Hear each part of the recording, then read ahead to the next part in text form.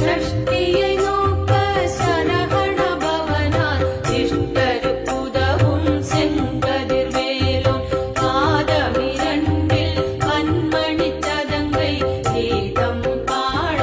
கிண்கிணியாட